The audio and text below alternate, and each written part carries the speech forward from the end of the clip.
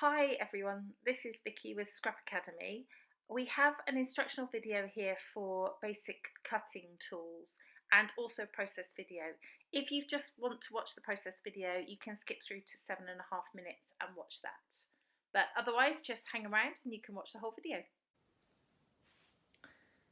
Hi everyone, this is Vicki and I am here today to talk about basic cutting tools. So that's the theme for this week, and I've just gathered together a bunch of scissors that I have. So I just wanted to talk you through what I have and what I use, and at the end of this I'm going to make a video, process video, which I'll speed through and you can watch how I'm using the tools.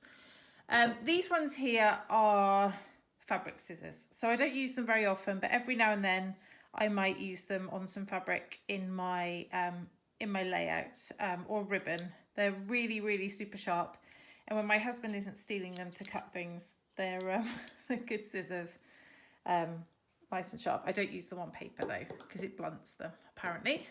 Not that I'm a pro.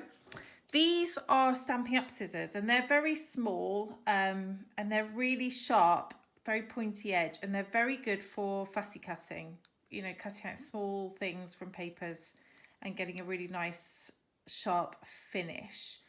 I used to have some Cutter-Bee ones which were yellow, but unfortunately I damaged those beyond repair, and they now live in my husband's shed. So anyway, so that's those. These are just standard kitchen scissors, which I use if I want to cut something more heavy duty. So if I had some cardboard to cut, I might use these, because those are too small. I don't want to ruin these, so I might use these. They're quite big, they're quite sharp, and they're quite big. They're pretty good for cutting more chunky stuff.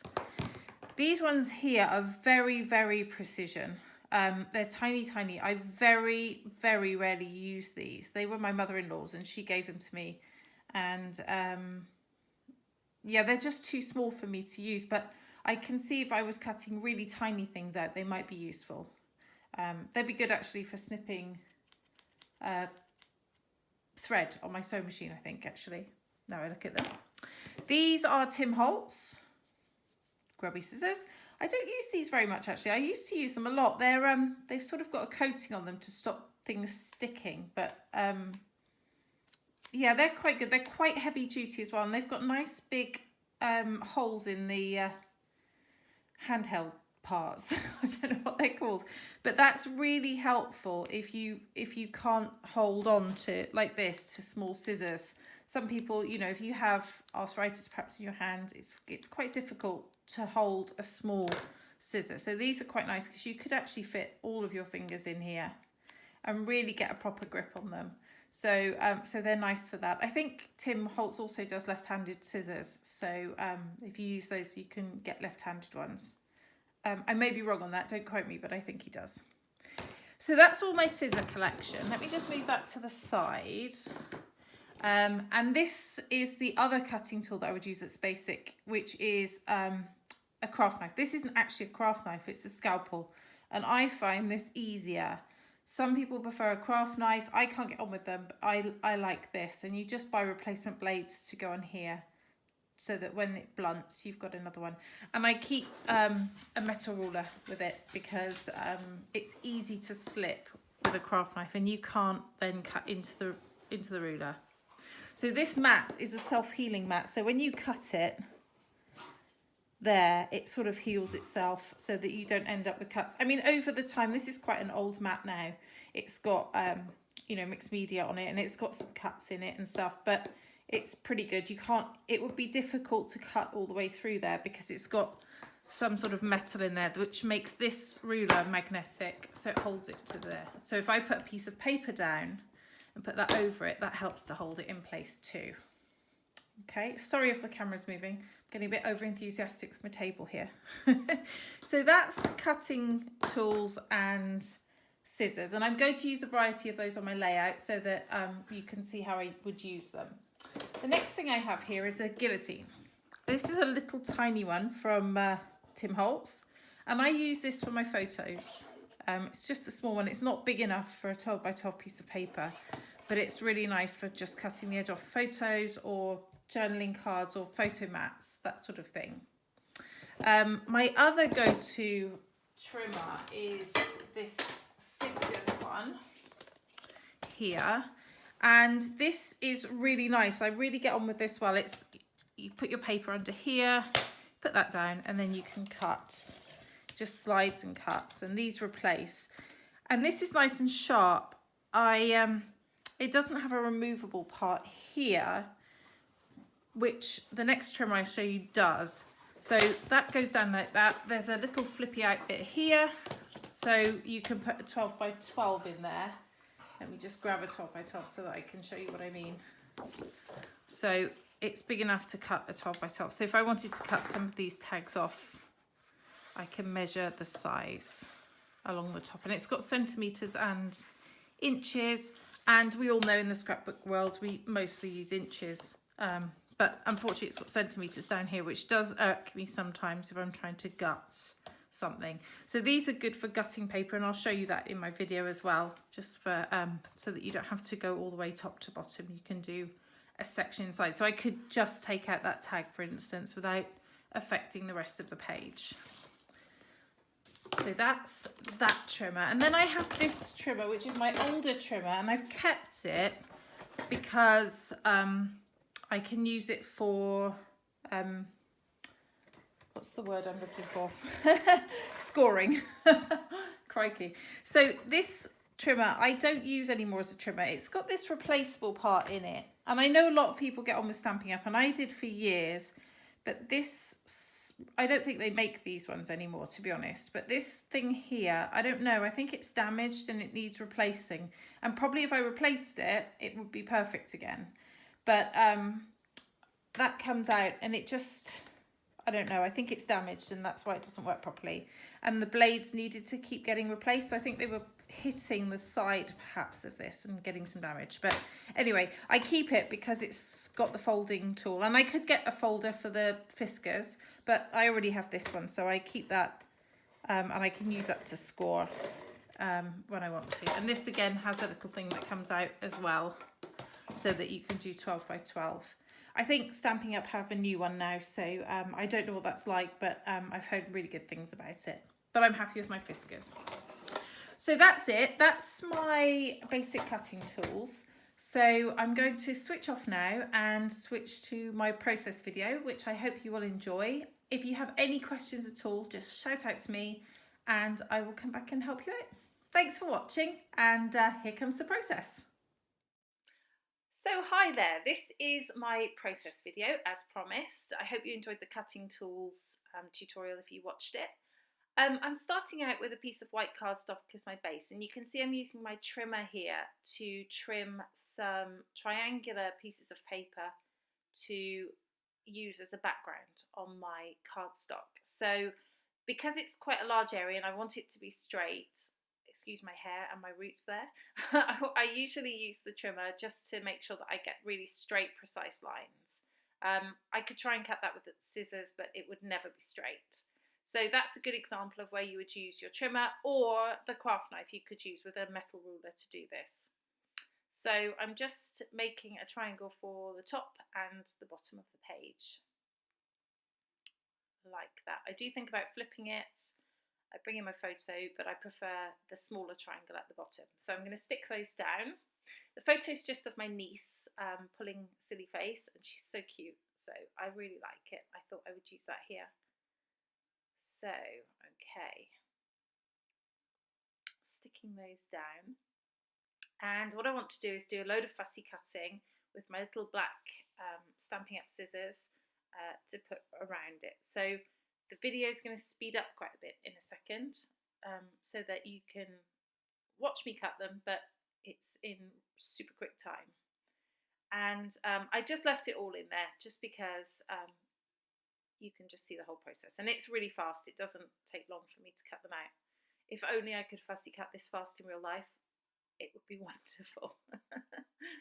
I actually quite like fussy cutting. I quite often watch Netflix or Amazon Prime while I'm doing it, and you know, just relax, something that's not too heavy to watch.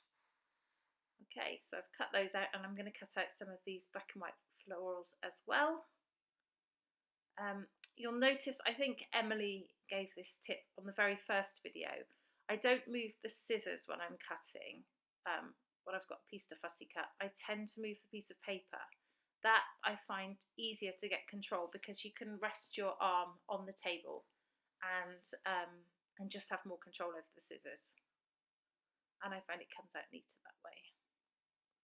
Okay, so I'm just sort of loading up what I've got to see if I want some more, or you know what I'm going to put in there. So there's a little bit more to cut out. We're nearly there. As I said before, I do like a bit of fussy cutting, and I think it's a money-saving way of doing scrapbooking because, you know, die cuts can be quite expensive. So it's nice to be able to have that additional texture and interest on your page without having to buy the die cuts sometimes.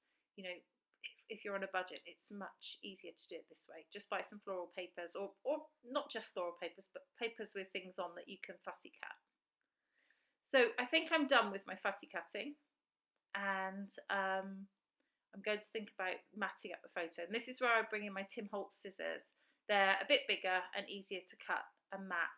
I sometimes use my guillotine to do that, but when it's just a small one and I don't care about precision, you see part of it's ripped, I will often use scissors to do it. I don't mind if it's not completely straight, but if you like those things to be straight, that's the time that you would use a guillotine or a trimmer to make sure it's straight. Measure it out. Now here I had a bit of an accident. I spilled some dirty paint water all over my layout. Oops, never mind. So what I do is I just pull out my heat tool and dry that off.